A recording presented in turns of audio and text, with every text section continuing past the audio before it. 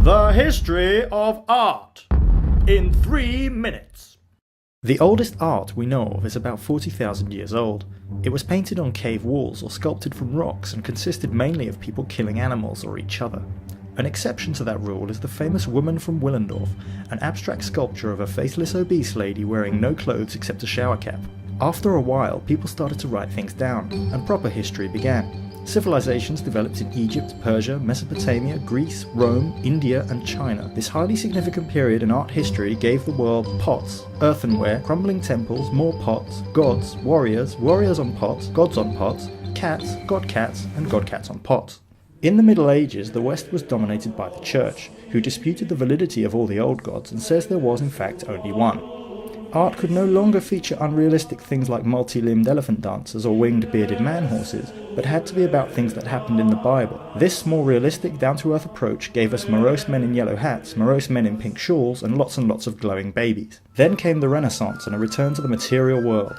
Real-life places were rendered in 3 dimensions, convincing use of perspective became widespread, and the human body was shown as it really is. Many images, however, remained religious in nature, and so also featured flying men with laser beam eyes, done realistically.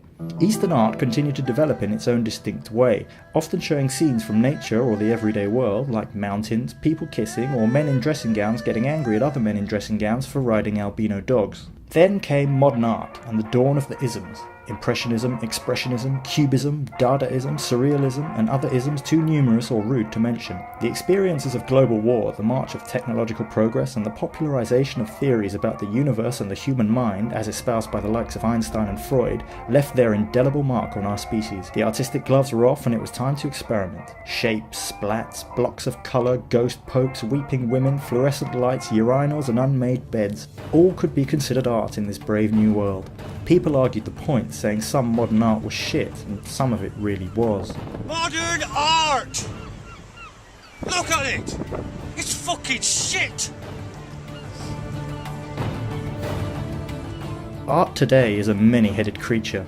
The need to create is clearly part of the human condition, an unquenchable desire which is as old as our species and quite probably embedded in our DNA, as innate to us as eating, fighting and laughing at other people's misfortune. But it's also big business. You're equally likely to see famous artwork on a mug, a t-shirt or in a boardroom as in a gallery. The rise of cinema, television and the internet has led to a dissemination of a common visual culture into every corner of the globe, while the giddying pace of technology's ceaseless progress has democratized the entire means of artistic production, meaning we can now plug into an all-encompassing worldwide maelstrom of information at any time we like and watch a load of jumping badgers.